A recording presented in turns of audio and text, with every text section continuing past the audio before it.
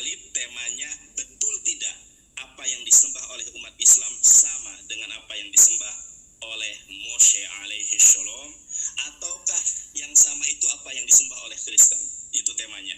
Jangan lari kemana-mana, kita fokus ke tema.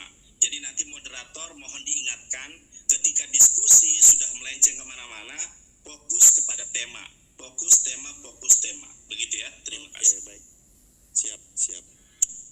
Juga instruksi juga, kalau saya lupa boleh diinstruksi. Iya boleh Ustaz, silakan.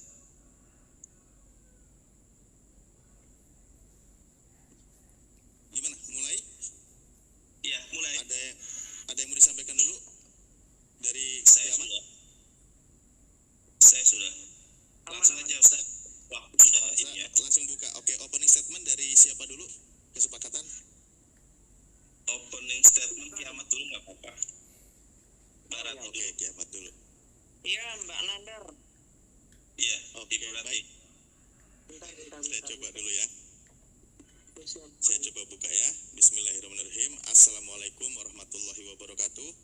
Assalamu ala manittaba'al huda aslim tasima. Selamat malam juga untuk dari pihak Kristen, di sini diwakili oleh Kiamat dan juga kawan-kawan di luar sana yang menyimak. Malam ini diskusi tentu ya menyuguhkan atau menyajikan dalil-dalil data yang memang bisa dipercaya dan diakui oleh kedua keyakinan masing-masing untuk pembuktian, di mana tema kali ini adalah jadi lupa tadi. Betul tidak apa yang disembah oleh Kristen adalah apa yang disembah oleh Musa, ataukah justru apa yang disembah oleh umat Islam adalah apa yang disembah oleh Nabi Musa alaihissalam? Nabi Musa. Nah, itulah temanya. Bila semuanya ya. Untuk mempersingkat waktu, kita langsung ke pihak narasumber. Mungkin untuk langkah awal sebagai opening statement, mungkin sama durasi adalah 5 menit. 5 menit ini adalah sudah termasuk menyiapkan data, karena waktu pemaparan itu totalnya hanya 4 menit. Jadi ditambah waktu 1 menit untuk menyiapkan data ya. Jadi waktu akan tetap terus berjalan. Dan diharapkan diskusi kita ini ya hindari yang namanya hujatan atau menyerang pribadi dan lain sebagainya. Tetap kita suguhkan diskusi yang ilmiah yang mencerdaskan anak bangsa. Baik, untuk opening statement yang pertama akan diawali dari pihak Kristen. Silakan Kiamat. Sebentar, Ustaz Alif, mohon maaf. Ya, siap. Kita tentukan dulu nih waktu ini jam 9 ya katakanlah ya, sampai jam berapa? Iya. Berapa putaran? Ya, berapa putaran maksud saya. Ustaz Alif sebagai moderator kiranya untuk memberikan biasanya berapa? Sampai jam berapa ini ya? Jam 9. Jam 11 gimana? Sampai jam 11 ya. Cukup atau tidak cukup sampai jam 11. Teman-teman mohon dibantu ya, karena akun saya rentan sekali di banned. Jadi tap-tap layar itu gratis. Mohon dibantu untuk tap-tap layar ya. Maksimal jam 11 malam ya. Ya maksimal atau tentukan aja berapa putaran ini. Siap. Begini mungkin ya, nanti kalau sudah 5 putaran masing-masing 5 kali akan dijeda dulu dan kita evaluasi ya. Namun tetap maksimal itu kita sampai jam 11, karena jam sudah cukup kenyang lah 2 jam. Kalau 5 putaran itu kan 5 kali 5 25, 25 kali 25 50, berarti 1 jam. Artinya 1 jam pertama kita evaluasi untuk melanjutkan berikutnya berapa sesi lagi, gitu aja. Kurang lebih 1 jam pertama ya kita evaluasi. Oke, udah disepakati ya kedua belah pihak. Yuk. Oke, baik. Mempersingkat waktu 5 menit. Waktu pertama opening statement dari pihak Kristen, waktu akan berjalan ketika Anda mulai berbicara. Silakan. Oke, sebentar ya. Boleh diperbesar? Siap, boleh. Oke, thank you, bentar ya.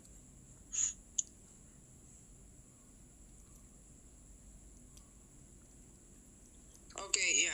Shalom ya teman-teman yang ada di YouTube, baik yang ada di TikTok. Ya. Jadi pada hari ini saya akan memaparkan sesembahan dari Allah Israel. Nah, saya akan mulai dari pantangan-pantangan dari Allah Israel itu seperti apa. Dan nanti saya akan melanjutkan hakikat dari ketuhanan di kekristenan yang tentu final.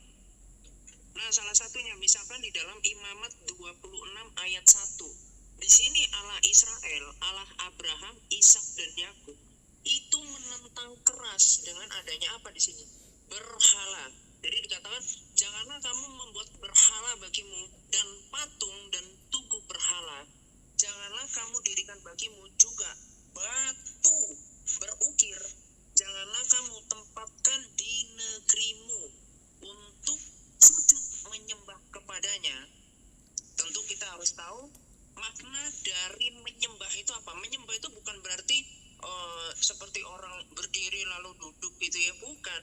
Tetapi menghambakan diri, mempercayai kepada benda mati ini, ya, yang kemudian dikatakan sebab akulah Tuhan Allahmu. Nah, lalu kita akan memverifikasi ya nantinya, ini Tuhan Allah ini siapa. Nah, kemudian saya akan tunjukkan lagi di dalam Ulangan 4 ayat 28. Bentar ya. Waduh, ini kok nge-lag. Bentar ya. Ulangan 4 ayat 28. Oke, jadi di situ dikatakan janganlah engkau mencium ya, mencium batu yang kemudian batu itu nanti dijadikan saksi ya, karena batu itu hanyalah benda mati. Jadi poinnya itu, ini laptop saya lagi nih ya, error. Nah, kemudian di dalam 1 Tawarikh 16 ayat 26, di situ dikatakan di luar Allah Israel adalah iblis. Ya. Kemudian di dalam Yeremia 3 ayat 2, di situ dikatakan negeri Arab, ya. Jadi para nabi Yerusalem itu telah meluas, dan kemudian di negeri Arab ini itu terdapat nabi palsu. Ya, begitu juga nanti di dalam Yeremia 23 ayat 15, yang mana nanti karena ya di dalam Wahyu 22 ayat 18 ada pribadi yang mengubah-ubah kitab suci, mengubah-ubah aturan firman Tuhan. Makanya kemudian di dalam Yeremia 23 ayat 15, sosok ini akan diberi minum racun. Ya, akan mati terkutuk. Jadi inilah ajaran dari Allah Israel, ya. Nah, selanjutnya saya akan jelaskan konsep dari Tritunggal ya, yang diimani oleh iman kekristenan. Jadi yang pertama yang harus diketahui, Yesus Kristus adalah pengantara. Itu 1 Timotius 2 ayat 5. Di mana dia perlu menjadi pengantara karena manusia ini telah jatuh dalam dosa, dan kemudian upah dosa ialah maut. Manusia ini mati pada akhirnya. Makanya kemudian manusia ini butuh pendamai karena manusia sudah tuli untuk mendengar Bapa. Nah, sehingga butuhlah sang firman ini yang mana sudah dinubuatkan. Nah, sang firman ini atau Yesus Kristus inilah yang kemudian dia membuktikan dia sebagai Adam yang terakhir. Dia tidak takluk terhadap maut. Artinya upah dosa yang sebetulnya manusia ini berdosa, tetapi di dalam kedagingannya dia, di dalam jasmaniahnya, itu di dalam Kolose 2 ayat 9, itu terdapat kepenuhan kealahan. Nah, ini yang perlu dibedakan. Allah di dalam kekristenan adalah sesembahan, sedangkan di dalam Islam itu adalah pribadi dan sesembahan. Itu perbedaannya. Nah, lalu mengapa umat Kristen itu berdoa kepada Yesus Kristus? Lagi-lagi itu diperintahkan oleh Yesus Kristus sendiri di dalam Yohanes 16 ayat 23. Ketika meminta kepada Bapa, maka memintalah dalam namaku. Itu kata Tuhan Yesus. Nah, kemudian juga di dalam Yohanes 5 ayat 30 dikatakan Yesus Kristus mengatakan ini, aku tidak dapat berkata apa-apa dari diriku melainkan dari Bapa yang mengutus aku. Dari sini terlihat keilahian, kehendak ilahi dari Bapa dengan Yesus Kristus itu adalah satu. Makanya di dalam Yohanes 10 ayat 30, aku dan Bapa adalah satu, itu menggunakan bahasa Yunaninya adalah hen, yang itu gendernya netral. Artinya perkataan Yesus ini adalah perkataan yang ilahi. Ini yang perlu dinyatakan. Oke, seperti itu. Silakan. Habis. Ya, terima kasih opening statement dari pihak Kristen. Selanjutnya dari pihak Muslim, Kang Yonatan Dandar, Tafadol. Waktu akan berjalan ketika berbicara. Oke, bismillahirrahmanirrahim. Assalamualaikum warahmatullahi wabarakatuh. Baruch Hashem, barukat Adonai Eloheinu melech haolam ki Adonai Eloheinu Elohim. Temanya jelas ya teman-teman ya.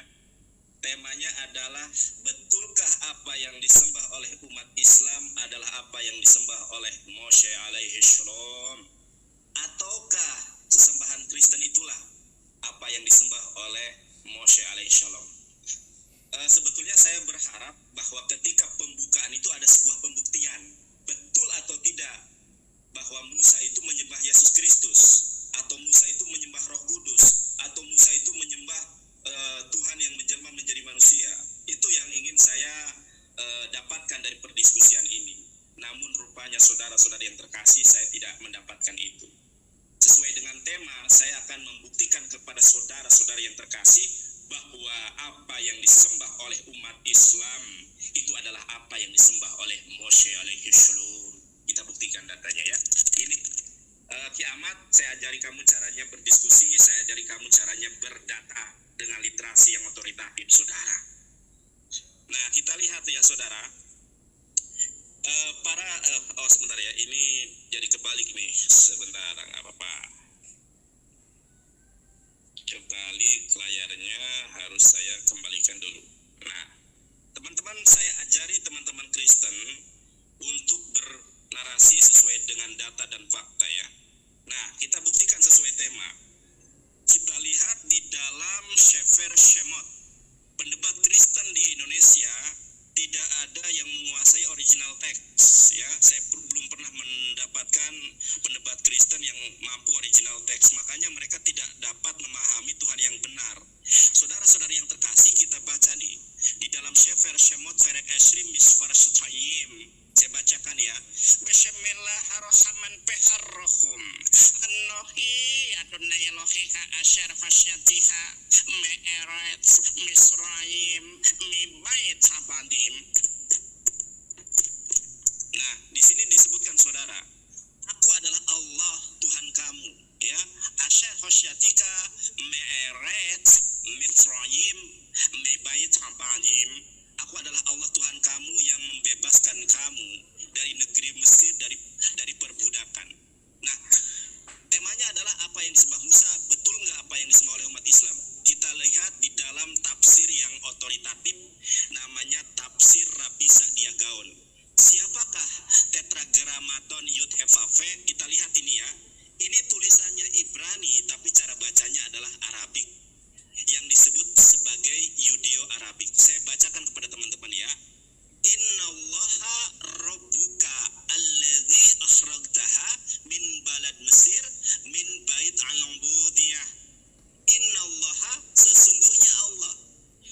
Nah, di sini tertulis ya saudara-saudara yang terkasih, alef lamet lamet he, atau dalam bahasa Arab alif lam lam ha. Mohon maaf nih Ustaz Alif, namanya saya sebut. Innallaha rabbuka, sesungguhnya Allah itu adalah Tuhan kamu. Dari penjelasan dari Rabbi Sa'dia Gaon sangat jelas bahwa apa yang disembah oleh umat Islam adalah apa yang disembah oleh Nabi Musa alaihissalam, bahkan tertulis dengan jelas di dalam keyakinan, di dalam tafsir Rabbi Sa'dia Gaon yang sangat otoritatif. Nah, saudara-saudari yang terkasih, saya kembalikan saya. Untuk story di post dulu. Apa? Di post dulu waktunya. Di post dulu waktunya. Ya, Nandar tadi kan bilang menggunakan data-data Alkitab. Anda ngapain ngambil data Rabi? Itu kan bukan iman kekristenan. Anda nggak paham aturan mainnya. Ini saya lagi saya bisa. Sama seperti saya nanti ngambil hadis dari si A gimana?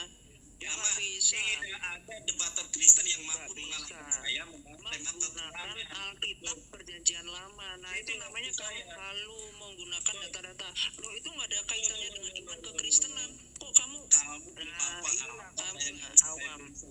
awam. Enggak. Itu bukan. Jadi gini ya. Kamu menggunakan Alkitab dalam Perjanjian Lama. Begini. Selesaikan dulu waktunya sampai habis. Tadi katanya harus interupsi menggunakan data melebar. Betul. Nah, ini kok kemudian menggunakan data dari Yahudi, kan ada debatnya sama orang Kristen. Jadi ini nggak bisa debat ya. Aduh. Loh. Gimana? Ayo. ayo Kiamat. konsisten. Coba dipahami, Kalau nanti barusan saya gunakan mengeluarkan data data Wahabi di gimana, kitab kamu mau PL nggak? loh. Saya pakai data Wahabi. Mulai tak makanya Data di kitab PL. Saya pakai data Wahabi. Gracia Pelo saja nggak berani debat Oh, dengan nggak usah saya. banyak ngomong, nggak usah banyak ngomong. Kamu sama saya, sama saya akan nyungsep kamu bentar lagi ya. Udah nggak usah dadu Udah kamu. mute dulu ini, jangan ganggu konsentrasi Jadi dulu, saya selesaikan. harap menggunakan data dari kekristenan, bukan data dari rabi-rabi Yahudi yang dia adalah antikristus. Itulah Islam. Anda harus jujur di Kiamat, sini. Anda Ya, Anda menyimak nggak bisa nggak? bercanda. Gini. Kiamat, Nggak Anda jujur. menyimak nggak? Nggak jujur. Barusan dia membaca kitab. Anda menyimak nggak? Saya menyimak.